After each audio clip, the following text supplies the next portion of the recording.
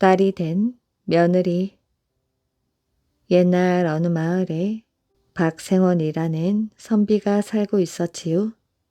글을 꽤 많이 읽어 학식이 있었으나 벼슬은 하지 못하였습니다. 할 줄 아는 일이 글 읽는 것뿐이니 집안 형편이 말이 아니었지요.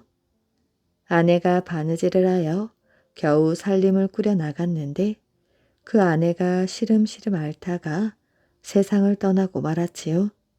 그에게는 3대 독자 외아들이 하나 있었습니다.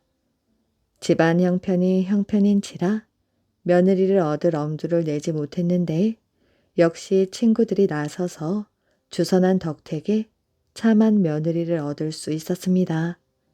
그런데 혼인을 하고 1년이 채 못 되어 아들이 어느 날 세상을 떠나고 말았지요.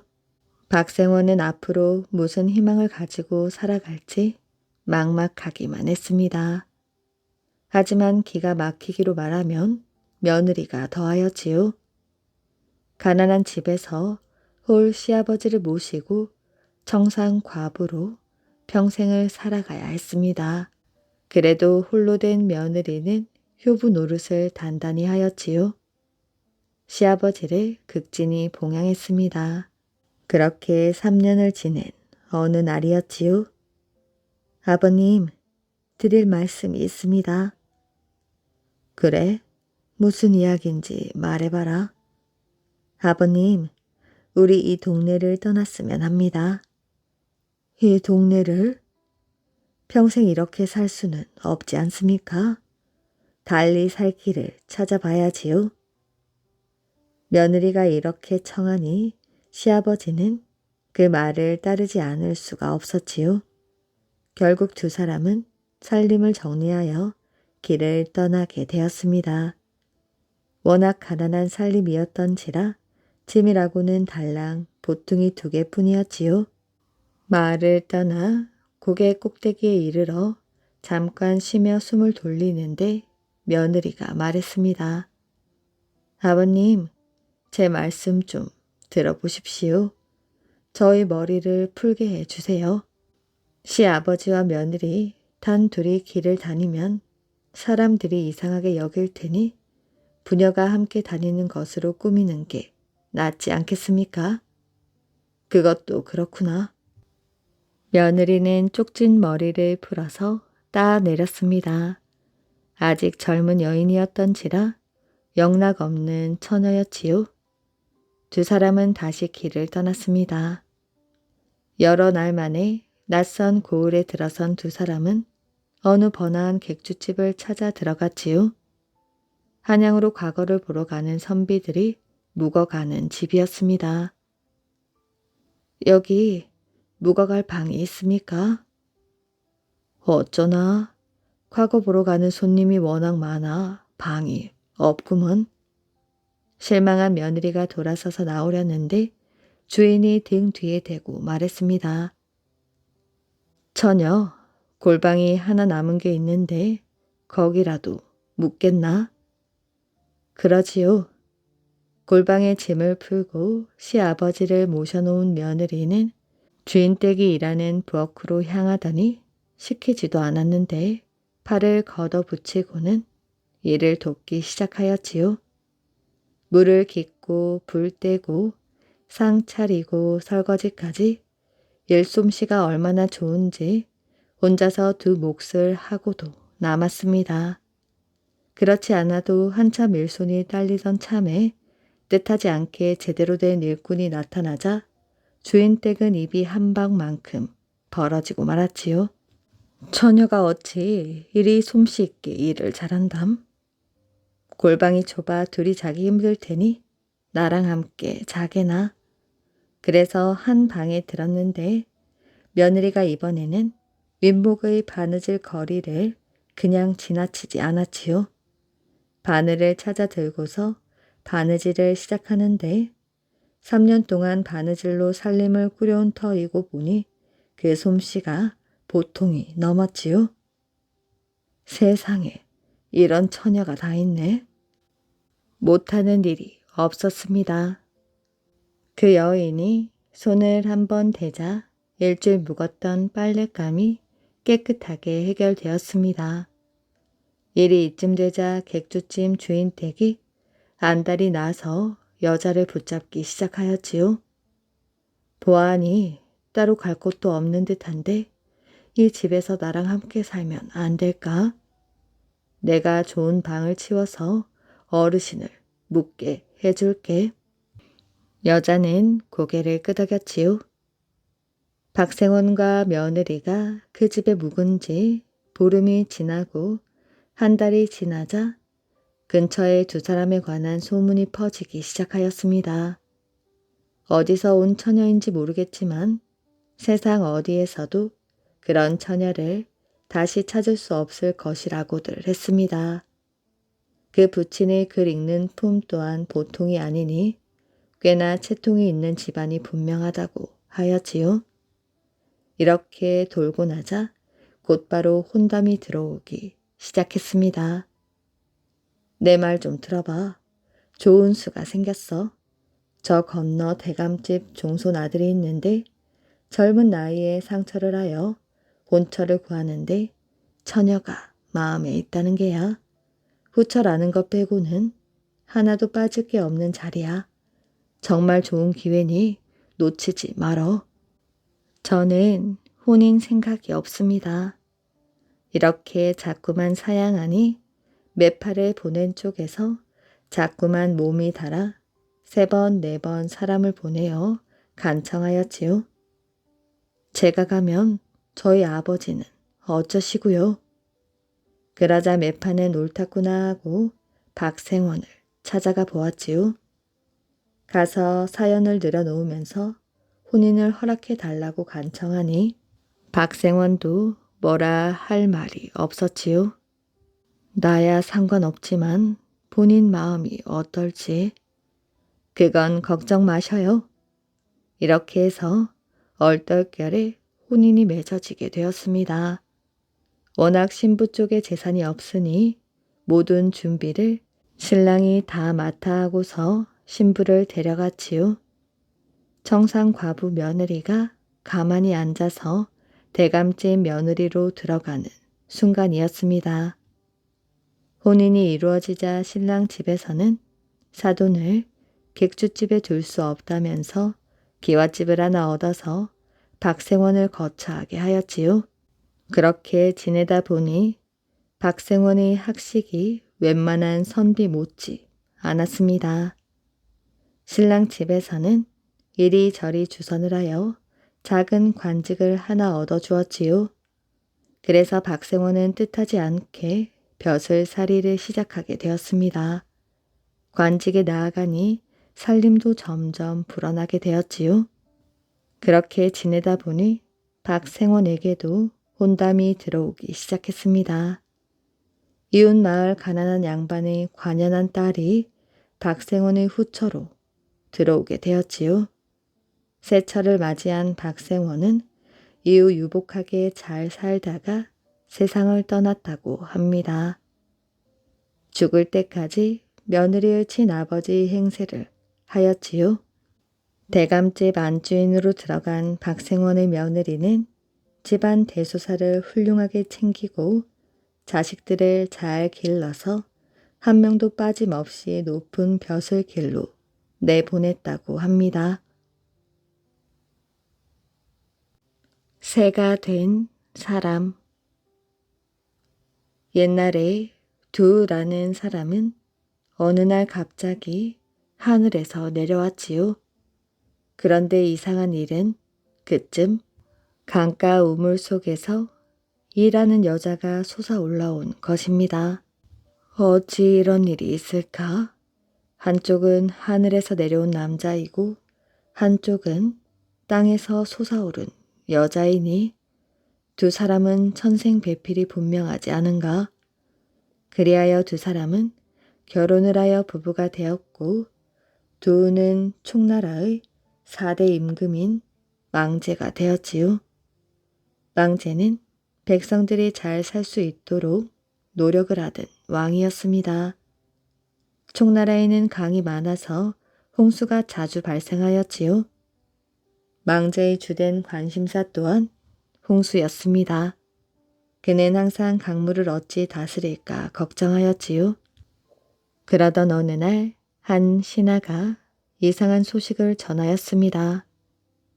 강의 물길을 거슬러 어느 남자의 시체가 올라왔습니다. 거슬러 오다니 어찌 물길을 거슬러 온다는 말인가? 떠 내려온 것을 잘못 본 것이 아니냐? 아니옵니다. 저뿐만 아니라 사람들이 그 장면을 목격하였지요. 분명 거슬러 올라왔습니다. 강을 거슬러 올라온 사람은 형 지방 출신으로 별령이라는 사람이었지요. 죽은 것이 아니라 잠시 기절한 것이었습니다. 그는 강가를 거닐다가 발을 헛디뎌 물에 빠져 기절을 하였는데 이상하게도 총나라까지 거슬러 오게 된 것이지요. 망제가 그를 불러다가 이야기를 나누다 보니 물의 흐름에 대하여 아주 잘 알고 있었습니다. 그래서 그에게 강을 다스리는 일을 도와달라고 하였지요.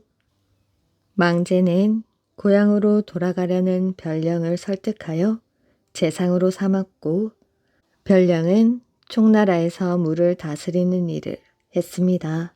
별령이 재상이 되고 나서 얼마 지나지 않아 큰 홍수가 났지요. 총나라에는 옥산이라는 큰 산이 있었는데 이 산이 가로막고 있어 물이 흐르지 못하고 홍수가 난 것이었습니다. 이 홍수를 책임지기 위해 나선 인물이 별령이었지요. 별령은 옥산을 뚫어 물길을 터야 홍수가 잡힌다고 판단하고 사람들을 불러 모아 물길을 텄습니다. 힘들고 고단한 작업이었지만 별령은 이 일을 성공적으로 끝내고 홍수를 다스릴 수 있었습니다. 그런데 별령이 홍수를 다스리기 위하여 옥산에서 땀을 흘리고 있을 무렵 망제는 해서는 안 되는 행동을 하고 말았습니다. 평소 마음에 두고 있던 별령의 아내를 유혹하여 정을 통하게 된 것이지요. 망제는 본래 양심적이고 선한 사람이었기에 자신의 그러한 행동을 부끄럽게 생각했습니다. 괴로워하던 망제는 별령이 공을 세우고 돌아왔을 때 별령에게 왕위를 내주게 되었지요. 부끄럽구나. 별령은 백성들을 위해 저토록 큰 일을 하였는데 나는 그의 아내와 부끄러운 짓이나 하고 있었다니. 나는 왕의 자격이 없다.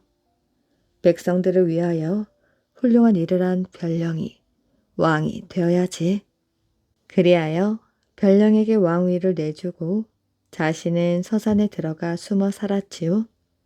서산에 들어간 망제는 어느 날 두견새로 변했다고 합니다. 두견새의 울음소리는 망제의 한이 서린 듯 굿을 퍼서 총나라 사람들은 두견새의 울음소리를 들을 때마다 망제의 한 서린 삶을 생각하며 안타까워했다고 합니다.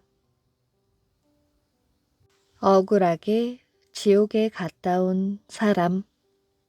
옛날 삼국시대에 석봉만이라는 사람이 살고 있었습니다. 그는 마음씨가 어질고 언제나 부지런하였지요. 또 평생 남에게 해를 끼치는 일이라곤 손톱만큼도 하지 않았을 뿐 아니라 남을 잘 도와주는 사람이었습니다. 그런데 이상한 일이 일어났지요. 어느 날 석봉만이 갑자기 죽어서 지옥으로 가게 된 것입니다.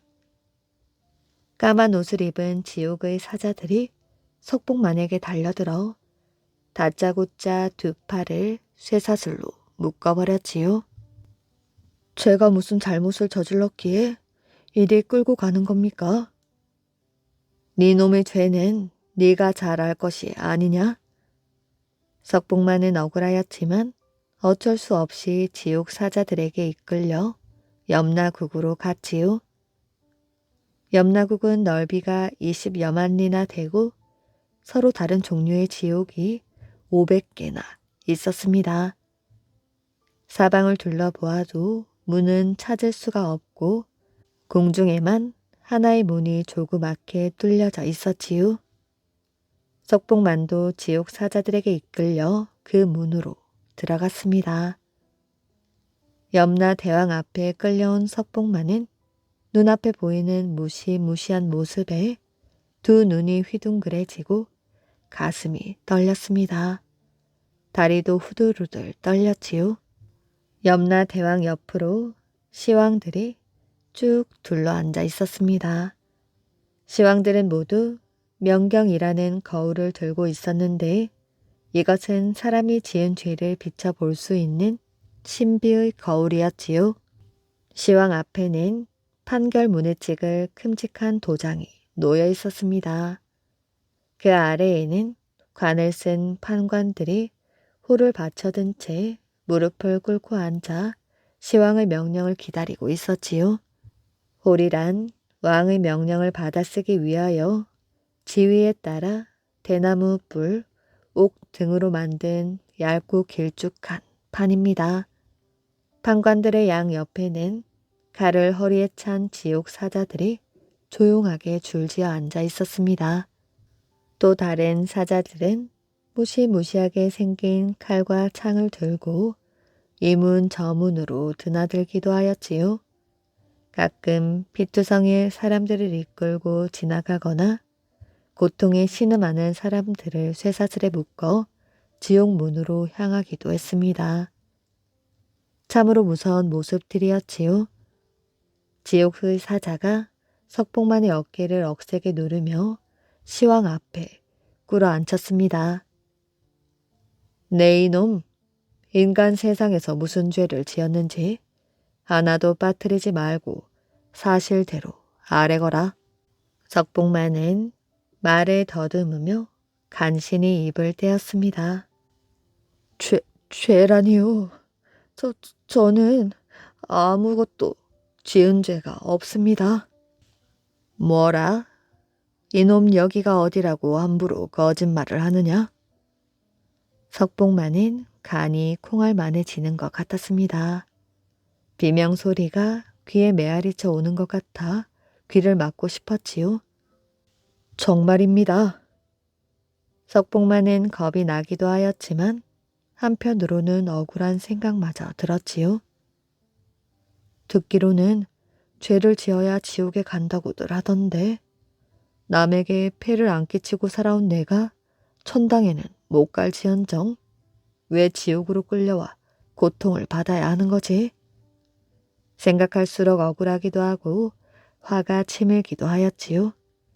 어차피 당할 고통이라면 속 시원하게 말해보자. 전 평생 한 번도 죄를 지은 게 없습니다. 이건 뭔가 잘못된 것입니다. 그러니 다시 한번 살펴봐 주십시오. 석봉만은 어디서 그런 용기가 생겼는지 머리를 들고 시왕들을 바라다 보며 당당하게 말하였지요. 네 이놈, 거짓말을 하면 어찌 되는 줄 아느냐? 제 말이 거짓이라면 어떤 무서운 벌도 달게 받겠습니다. 얼마 뒤 우두머리인 듯한 시왕이 위엄있게 말하였지요. 만약 조금이라도 거짓이 드러나면 절대 용서하지 않겠다. 시왕들은 각기 손에 든 명경으로 석봉만을 비춰보았지요. 사람이 살아있을 때 했던 행동들을 낱낱이 보여주는 이 거울을 시왕들은 한참 동안이나 들여다보고 있었습니다. 시왕들은 고개를 갸웃거리며 당황한 표정으로 수근수근 거렸지요. 판관들과 사자들은 무슨 영문인지 몰라 놀란 눈으로 시왕들을 쳐다보았습니다. 낌새를 알아챈 석봉만은 때를 놓칠 새라 자신있게 소리쳤지요. 아무리 사람의 목숨이 하늘에 있다고 하지만 죄 없는 사람을 지옥으로 끌고 온 것은 분명 천만범 잘못된 것입니다. 저를 빨리 풀어주시기 바랍니다. 시왕들은 아무리 눈을 크게 뜨고 살펴보아도 석봉만의 말처럼 명경에 비춰진 그의 일생에는 죄를 지은 일이 나타나지 않았습니다. 당황한 시황들의 얼굴빛이 변하였지요. 네가 지옥에 잘못 온 것이 사실이구나. 그러니 다시 인간 세계로 돌아가도 좋다. 한 시황이 눈을 부릅뜨고 석봉만을 잡아왔던 지옥 사자를 쳐다보며 큰 소리를 쳤습니다. 여기 죄 없는 석봉만을 풀어주고 잘못 잡아온 사자를 꽁꽁 묶어라. 시황의 명령은 판관에게 전달되고 다시 지옥 사자에게 전달되었지요.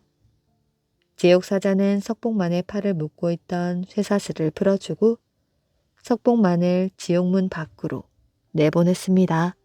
눈 깜짝할 사이에 인간 세상으로 내려오게 되었지요. 서서히 눈을 뜨고 보니 석봉만 앞에는 내금강의 명경대가 우뚝 서 있었습니다. 그런데 석봉만은 또다시 놀랐습니다. 명경대 주변의 경치가 자신이 방금 보고 온 염라국의 모습 그대로였지요. 명경대의 둘레에 우뚝 솟아있는 봉우리들은 저승의 재판관들인 시황, 그에 따라 판결을 내리는 판관의 모양을 닮은 시황봉과 판광봉, 판결을 내린 후 도장을 찍을 때 사용하는 도장 모양의 봉우리인 인봉, 사자봉과 죄인봉 등으로 불리게 되었다고 합니다. 명경대 입구에는 지옥 사자가 죄인들을 좁은 지옥문으로 보내고 죄 없는 사람들을 넓은 극락문으로 보낸다고 하는 지옥문과 극락문이 있다고 합니다. 효녀와 쓴바귀. 옛날 어느 마을에 어머니와 단둘이 사는 딸이 있었습니다. 아버지는 딸이 12살 때 병에 걸려 갑자기 세상을 떠나고 말았지요. 그 후 어머니는 허리병이 생겨 방 안에 누워만 있었습니다. 딸은 병든 어머니를 대신하여 집안 살림을 하였지요. 아침 일찍 일어나 밥을 하여 어머니께 드리고 오전에는 지게를 지고 산에 나무를 하러 갔습니다. 집으로 돌아와 어머니께 점심을 차려드린 다음 집집마다 찾아다니며 품팔이를 하였지요. 농사일 뿐만 아니라 허드렛 일도 닥치는 대로 했습니다. 그렇게 하여 품삯을 받아 어머니와 함께 살아가고 있었지요. 딸은 아무리 힘들고 고단하여도 어머니 앞에서는 환하게 웃었습니다. 자신은 굶을 망정, 어머니는 굶기지 않았고 맛있는 반찬을 드렸지요. 어머니, 고사리 나물이에요. 제가 산에 가서 뜯어왔어요. 아유, 고마워라. 너도 좀 먹으렴. 아니에요. 저는 어머니가 드시는 모습만 봐도 배가 부릅니다. 모자라면 또 뜯어올 테니 실컷 드셔요. 마을에서는 이런 딸의 침이 마르도록 칭찬하였지요. 어쩜 어린아이가 저렇게 효성이 지극할까? 우리 집 아이들이 저 아이 밥만 따라가도 원이 없겠어. 그런 마음 착한 딸은 하루빨리 어머니 허리병이 나아 병석에서 훌훌 털고 일어나는 것이 소원이었습니다. 그래서 정화수를 떠놓고 어머니를 위해 아침 저녁으로 빌었지요. 산신령님, 어머니의 병이 낫게 해주십시오. 그러나 그런 기도에도 불구하고 어머니의 허리병은 나을 기미가 보이지 않았습니다. 오히려 무엇이 잘못되었는지 어머니는 갑자기 열병에 걸리고 말았지요. 딸은 불덩이 같은 몸으로 신음하는 어머니를 밤새도록 간호했습니다. 그리고 날이 밝자 약방으로 달려가 의원을 데려왔지요. 그러나 의원은 어머니를 진찰하더니 가망이 없다는 듯 고개를 저었습니다. 의원님, 제발 살려주십시오. 어머니를 위한 약을 지어주세요. 내가 약을 지어주어도 정성을 다해 다리지 않으면 아무 소용이 없단다. 약효가 있으려면 제 시간에 약을 다려 꼬박꼬박 드시게 해야 한단 말이야. 의원님, 그건 걱정 마십시오. 제가 최선을 다하여 어머니께 약을 다려드리겠어요. 의원은 효녀의 간청을 뿌리칠 수 없었지요. 그래서 의원은 약방으로 데려가 어머니가 드실 약을 지어주었는데 헤어질 때 당부의 말을 잊지 않았습니다. 이 약은 보통 약이 아니다. 하루에 36번을 다려 꼭 정해진 시각에 드시게 해야 한다. 그러니 하루에 드실 약이 36봉지이고 열흘 동안 총 360봉지의 약을 드셔야 해. 단 한 봉지라도 거르게 되면 약효는 전혀 없단다. 그러니 약을 다릴 때 졸아서 약을 태우면 안 된다. 명심하겠어요. 딸은 의원에게 약 보따리를 받아들고 약방 문을 나섰습니다. 하루에 36번씩 열흘 동안 계속 약을 다리려면 단 하루도 잠들지 말아야 하지요. 열흘 밤을 꼬박 새야 하는 것입니다.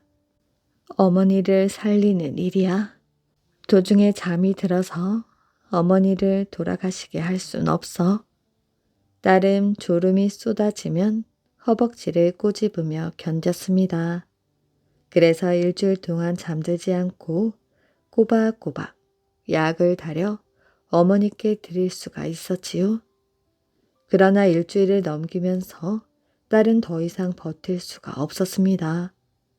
아무리 허벅지를 꼬집어도 눈이 저절로 감기고 잠이 몰려오는 것이었지요. 8일째 되는 날 딸은 약을 다리다가 깜빡 잠이 들었습니다. 그때 어디선가 벼락치는 고함 소리가 들렸지요. 얘야, 잠들면 안 돼. 졸리면 이 나무를 씹어라. 딸은 고함 소리에 놀라 잠이 깼습니다. 자기 손을 보니 쓴바귀가 쥐어져 있었지요. 딸은 쓴바귀를 입에 넣고 씹었습니다. 그러자 신기하게도 잠이 싹 달아나고 정신이 번쩍 들었지요. 쓴바귀의 쓴맛이 졸음을 앗아간 것입니다. 이때부터 딸은 잠이 몰려오면 쓴바귀를 질겅질겅 씹었지요. 그렇게 잠을 쫓아 남은 이틀 동안 약을 다려 어머니에게 먹였습니다. 딸의 정성에 하늘이 감동한 것이었을까요? 어머니는 열병이 씻은 듯이 나았습니다. 게다가 허리병까지 나아 건강한 몸이 되었지요. 네가 나를 살렸구나. 어머니. 어머니와 딸은 서로 부둥켜 안고 뜨거운 눈물을 흘렸습니다. 이런 일이 있고 나서 쓴바귀는 효녀를 잠에서 깨운 나물로 세상에 널리 알려지게 되었다고 합니다. 은 사다리, 금 사다리. 아주 오랜 옛날 험하고 높은 비좁은 골짜기에 불쌍한 오누이가 살고 있었습니다. 아버지와 어머니는 오누이가 아주 어렸을 적 병으로 돌아가셨기 때문에 오누이는 부모님 얼굴도 모르고 살아가고 있었지요. 오누이는 힘들고 어려운 생활을 근근히 버티며 몇 해 전 금강산으로 들어왔습니다. 누이는 부모를 대신하여 9살 난 어린 동생을 보살폈고 동생은 누이를 기둥처럼 믿고 따랐지요. 가난했지만 다정하게 살고 있었습니다. 그런데 어느 해봄 누이가 갑자기 병에 걸려 알아눕게 되었지요. 동생은 어쩔 줄 모르며 누이의 손을 잡고 마냥 울고만 있었습니다. 딱하게 여긴 마을 사람들이 의원을 데리고 왔지요. 얘를 어쩌나. 이 병은 달나라 개수나무 열매를 푹 달여 먹어야 나을 수 있는데 그걸 어찌 구할지. 마을에 사는 의원이 누이의 맥을 한참 동안 짚고 나서 말하였지요. 개수나무 열매요? 동생은 누이를 위해서라면 아무리 먼 곳이라도 당장 달려가 약을 구해오리라 마음먹었습니다.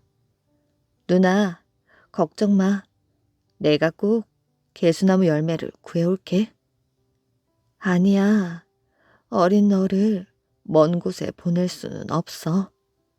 다음날 동생은 누나 몰래 비롤봉 마루를 향해 험난한 길을 떠났습니다. 깎아지른 벼랑과 아슬아슬한 절벽을 기어 올랐지요.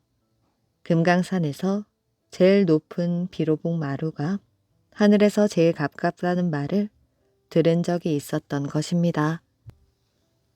하루 종일 힘들게 기어기어 비로봉 꼭대기에 다다른 동생은 힘이 모두 빠져버렸지요. 벌써 해가 지기 시작했습니다. 동그란 보름달이 떠올랐지요. 바위에 앉아 하늘을 쳐다보던 동생은 한숨이 절로 나왔습니다. 저 달나라에는 어떻게 가지? 바로 그때였어요. 갑자기 하늘에서 이상한 소리가 들렸습니다. 깜짝 놀란 동생은 바위 뒤로 몸을 숨겼지요. 무슨 일인가 가슴을 졸이며 고개를 내밀던 동생은 입이 떡하니 벌어졌습니다. 어두운 하늘에서 눈부신 사다리 하나가 은빛을 내며 미끄러져 내려오는 것이었지요. 그 사다리를 타고 선녀가 물병을 가슴에 안고 내려오고 있었습니다. 선녀가 사뿐 내리자마자 은 사다리는 하늘로 올라가 버렸지요. 선녀는 골짜기 아래로 내려갔다가 한참 만에 물을 가득 떠가지고 올라왔습니다. 선녀는 동생이 앉아 있었던 바위의 밑둥에 손을 집어넣었지요. 그러더니 웬 돌멩이 하나를 끄집어내어 머리 위로 들어 달빛에 비추었습니다. 그러자 하늘에서 이번에는 금 사다리가 촤르르 내려왔지요. 선녀는 다시 바위 밑둥에 돌멩이를 집어넣고 금 사다리를 밟았습니다. 얼마 후 금 사다리는 선녀와 함께 하늘로 올라가 버렸지요. 동생은 그제서야 바위 뒤에서 나왔습니다. 동생은 선녀가 돌멩이를 집어넣었던 곳을 보았지요. 바위에는 손 하나가 겨우 들어갈 만한 작은 구멍이 뚫려 있었습니다. 동생은 구멍에 손을 들이밀고 작은 돌멩이를 끄집어내었지요. 그 돌멩이는 오색빛이 아롱아롱 빛나는 작은 구슬이었습니다. 이 구슬만 있으면 달나라에 갈 수 있어. 동생은 선녀가 했던 대로 구슬을 들어 달빛에 비추어 보았지요. 그랬더니 정말 하늘에서 금 사다리가 내려오는 것이 아니겠어요? 동생은 얼른 금 사다리에 몸을 싣고 달나라로 갔습니다. 자리에 누워있는 누이는 동생이 밤 늦도록 돌아오지 않자 걱정이 되었지요. 아픈 몸을 일으킨 누이는 초롱불을 켜들고 비틀비틀 집을 나섰습니다. 비로봉 골짜기 여기저기를 뒤지며 동생을 애타게 부르는 누이의 목소리가 금강산에 메아리쳐 울렸지요. 달나라에 올라온 동생은 재빨리 개수나무 숲으로 달려갔습니다.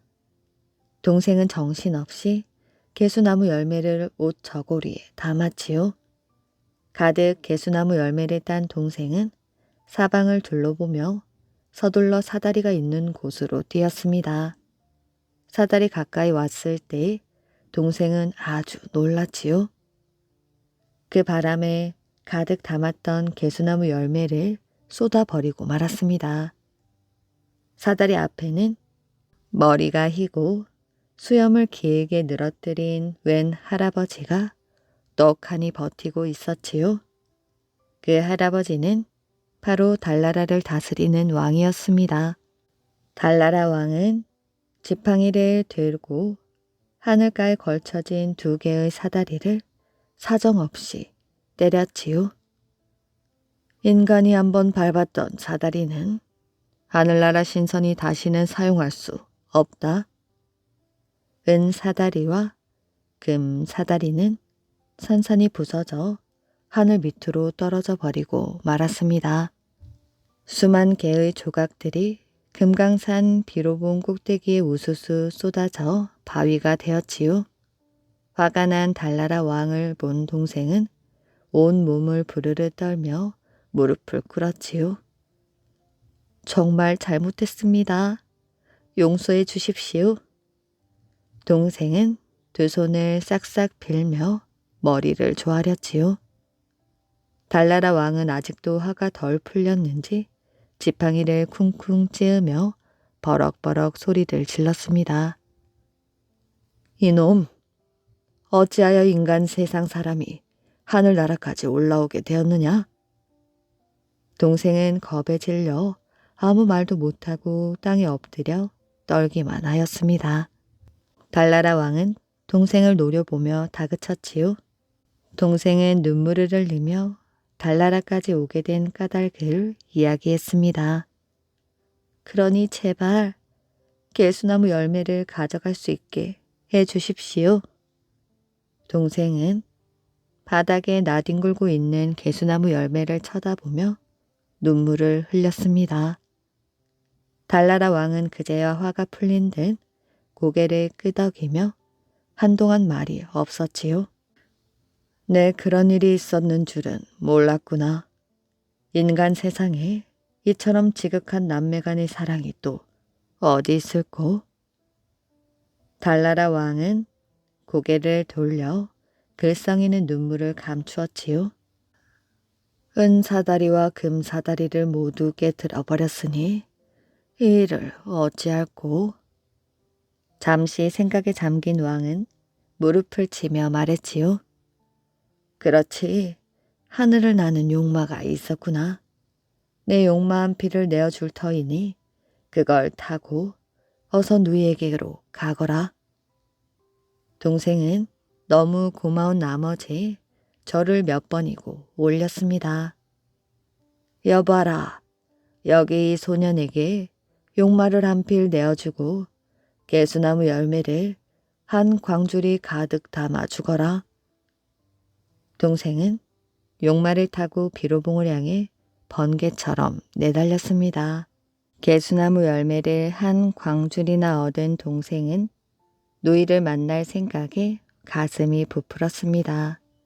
달나라는 워낙 먼 곳이라 빠른 용마를 타고도 사흘이나 걸려 도착하게 되었지요.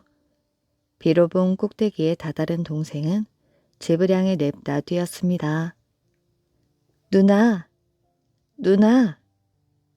동생이 큰 소리로 누나를 부르며 방 문을 열었지만 누나는 없었지요. 동생은 집을 나와 비로봉 골짜기를 헤매며 누나를 불렀습니다. 몇 날 며칠을 찾아 헤매던 동생은 드디어 누나를 발견하게 되었지요. 동생을 애타게 부르며 숨져버린 누이를 만난 것이었습니다. 동생은 누이를 부둥켜 안고 울고 또 울었습니다.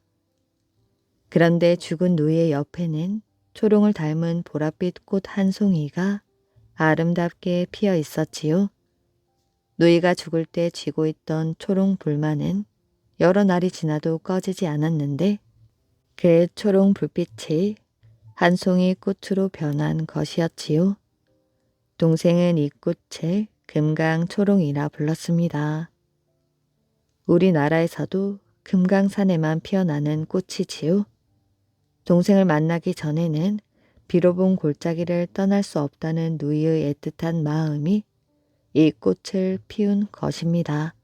은 사다리와 금 사다리가 비로봉 꼭대기에 부서져 내려 바위돌로 변한 돌줄기들은 아직도 옛 이름 그대로 은사다리, 금사다리로 불리고 있다고 합니다. 도망간 조카. 옛날 서울에 정씨 성을 가진 부자가 있었습니다. 나이 50을 넘겨 아내를 잃고 푸념을 하고 있었지요.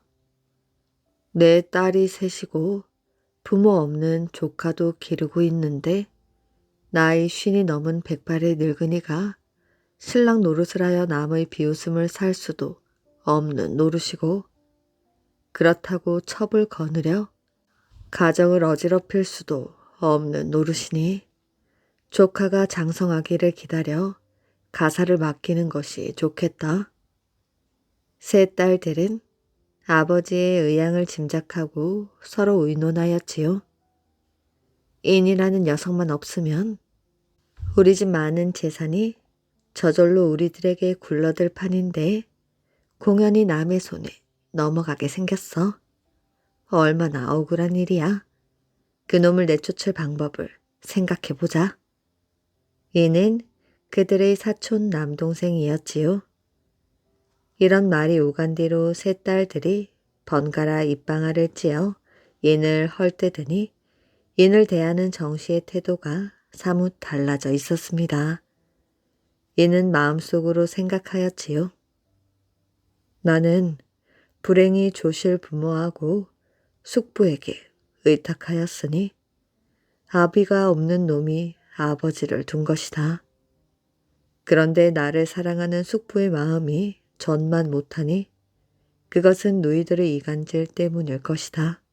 재산이 아무리 귀중하다지만 목숨만 하겠는가? 내가 피신을 하여 동정을 살펴보아야겠다.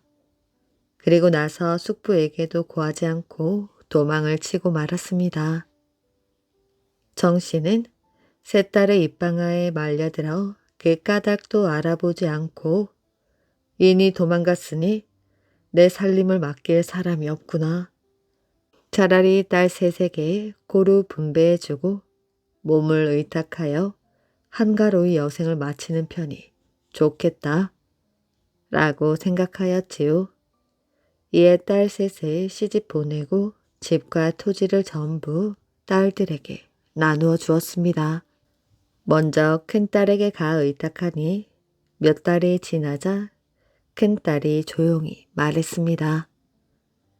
아버지, 제게 와 계시는 게 좋지 않은 것은 아니오나 위로 시부모가 계시고 밑으로 동서들의 눈이 있어 저 역시 자유롭지 못하니 불편이 많습니다. 잠깐 동생 집에 가 계시면 어떠실까요? 네 말이 그러하니 안 갈 수 있겠느냐? 두 딸네 집에 가서도 역시 얼마 못 가서 두 딸 입에서도 판에 박은 듯한 말이 나왔지요. 정씨는 여기저기 떠돌아다니다 보니 모습이 말이 아니었습니다. 속에서 분통이 복받쳐 올랐지요. 내 일이 살아서 무엇하랴? 차라리 죽는 것이 낫겠다. 정씨는 비상을 숨겨가지고 창의문 밖으로 걸어나갔지요. 이때 길에서 어떤 나무꾼이 절을 하며 안부를 묻는데 자세히 보니 인이 아니겠어요. 정씨는 깜짝 놀랐습니다. 아니, 네가 웬일이냐? 어찌 여기서 이런 고생을 하고 있는 것이야? 이는 눈물을 흘리며 대답하였지요. 어찌 자식처럼 사랑하는 숙부님의 은혜를 몰랐겠습니까? 전날 제가 집을 나온 것은 누이들로부터 화를 입을까 두려워서였습니다. 근래에 아무 재상댁 하녀에게 장가를 들어 그 댁 행랑에 붙어 있으면서 뗄나무를 팔아 살아가고 있습니다. 처가 인품이 좋아 몸은 비록 고되나 마음은 편합니다. 정씨는 이야기를 들으면서 눈물을 줄줄 흘렸습니다. 네가 집을 나간 뒤로 나의 고생이 너보다 10곱은 더했단다. 정 씨는 자결할 마음을 먹은 것까지 이야기하였지요. 조카는 눈물을 훔치며 숙부를 꼭 붙잡고 자기 거처로 모시고 와서 아내에게 절을 하고 뵙게 하였습니다. 그리고 그날부터 숙부를 자기 거처에 모셨지요. 여러 해가 지나도록 조금도 싫어하는 내색이 없었습니다.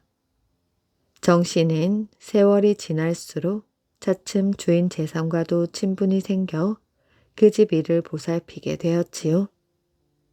얼마 후 재상이 평안 감사로 나가자 정 씨에게 사무를 맡겼습니다. 정 씨는 소임을 다하면서 막부에 생긴 것들을 꼼꼼히 모아서 조카에게 보냈지요. 조카는 그때마다 하나도 툭내지 않고 치부책에 적어서 간직해두고 숙부가 돌아오기를 기다렸습니다. 이때 세 딸들은 비로소 아버지가 평양 감령에 있다는 소식을 듣고 편지를 보내어 그것 토산물을 요구하였으나 정 씨는 비웃으며 답장도 보내지 않았습니다. 정 씨가 서울로 돌아오는 날 세 딸들은 각기 진수성찬을 장만하여 교회로 아버지를 마중 나오고 그 조카도 숙부를 맞이하기 위하여 탁주를 받고 달걀을 안주 삼아 두루마기를 걸치고 나와 사촌 누이들과 만났지요. 누이들이 말했습니다. 넌 무슨 일로 이유 없이 도망을 쳤다가 이 꼴을 하고 다시 무슨 면목으로 나타났니? 어서 으슥한 곳으로 피하여 남 부끄럽지 않게 하거라.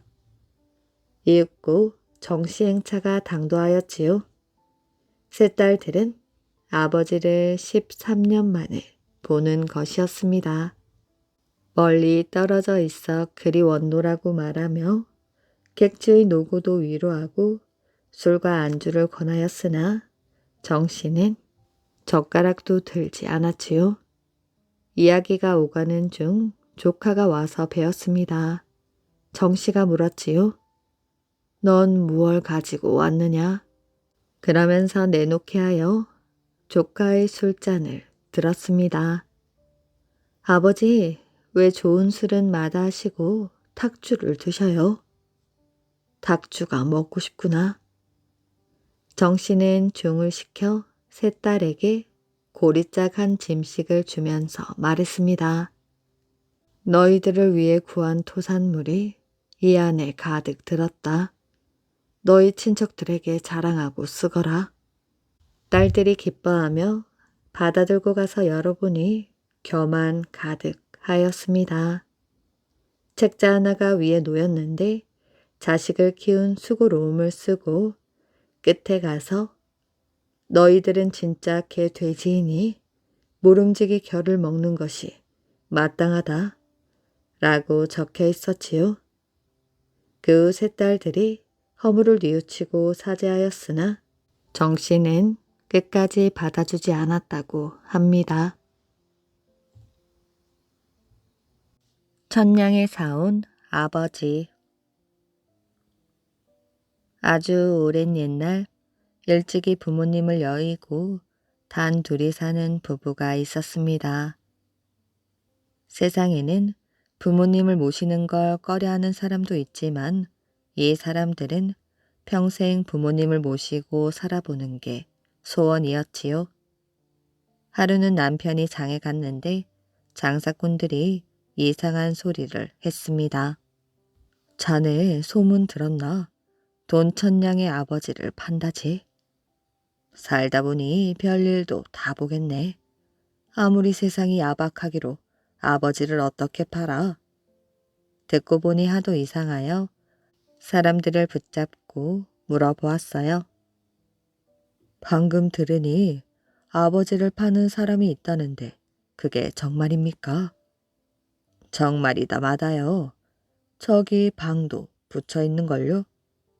사람들이 가리키는 곳에 가보니 과연 돈 천냥의 아버지를 판다는 방이 붙어 있었습니다. 그거 참 나 같은 사람은 아버지가 없어서 아쉬워하는데 어떤 사람은 아버지를 팔아버리겠다니 세상 참 고르지 않군. 남편이 집에 돌아와서 아내에게 그 이야기를 해 주었습니다. 아내도 어이가 없었는지 멍하니 듣고 있더니 갑자기 무릎을 탁 쳤지요. 여보, 좋은 수가 있어요. 우리가 그 아버지를 사서 모십시다. 아들도 그러고 싶었지만 돈 1,000냥이 어디 있겠어요? 우리에게는 열량 돈도 없는데 어떻게 산단 말이오? 돈이야 꾸었으면 되지만 그 아버지를 우리가 안 사면 얼마나 고생하시겠어요? 아버지를 팔아치우려는 아들하고 같이 사는 마음이 오죽하겠어요? 말을 듣던 남편은 그러자고 하였습니다. 그날부터 둘이서 여기저기 돈을 구하러 다녔지요. 아무리 돌아다녀도 1,000냥이나 되는 돈을 선뜻 구워주는 사람은 없었답니다. 몇 날 며칠을 돌아다니다가 실망을 하고 집으로 돌아오는데 산 아래에 못 보던 오막살이가 한 채 있었습니다. 저런 집에 웬 돈이 있을까 하면서도 속는 셈 치고 들어가 보았어요. 가보니 머리가 하얀 할머니가 집신을 삼고 있었습니다. 할머니, 혹시 돈 1,000냥이 있으면 좀 구워 주십시오. 1,000냥이 네 집 강아지 이름이냐고 늙은이를 놀린다고 야단을 칠 줄 알았는데 그게 아니었어요. 1,000냥은 무엇에 쓰려고 그러우? 그래서 사실대로 모두 말해 주었습니다. 아버지를 판다는 사람이 있기에 우리가 사서 모시려는데 돈이 없어서 그런다고 하였지요. 그러니 할머니가 아버지를 사면 어떻게 모시려우? 하고 물었습니다. 저희 내외는 돈이 없으니 크게 호강시켜 드릴 수는 없습니다. 그렇지만 정성을 다하면 마음이야 편하게 지낼 수 있지 않겠습니까? 그랬더니 할머니가 돈 1,000냥을 선뜻 내주었어요. 얼마나 고마운지 절을 12번도 더 하고 나왔지요. 그 길로 아버지를 판다는 집을 물어물어 찾아갔습니다. 아버지를 팔아먹을 지경이면 틀림없이 찢어지게 가난한 집이려니 했는데 그게 아니었어요. 보아하니 형편이 그리 어려워 보이지도 않는데 무엇이 아쉬워서 아버지를 다 팔려고 한담? 이렇게 생각하고 집 안으로 들어가서 주인을 찾았습니다. 험상궂은 망나니가 나오려니 했는데 뜻밖에도 점잖은 노인이 나왔지요. 무슨 일로 오셨소? 아버지를 판다는 소문을 듣고 왔습니다만 집을 잘못 찾은 것 같습니다. 그렇다면 바로 찾아오셨소. 그래, 돈은 가지고 왔소. 점잖은 노인이 그렇게 나오니 더 기가 막혔어요. 아무려나 돈을 주고 얼른 불쌍한 아버지를 모시고 가려고 돈을 내놓았어요. 그랬더니 노인은 아버지를 내줄 생각은 않고 젊은이들은 아무 쓰잘데없는 늙은이를 사서 뭐 하려고 그러시오? 하고 물었지요. 아버지를 팔아먹는 주제에 별것을 다 묻는다 싶었지만 우리 내외는 어려서 부모님을 여의고 외롭게 살아서 평생 부모님을 모시고 사는 것이 소원이었답니다. 비록 남의 부모님이라도 정성을 다해 모시려고 합니다. 하였지요.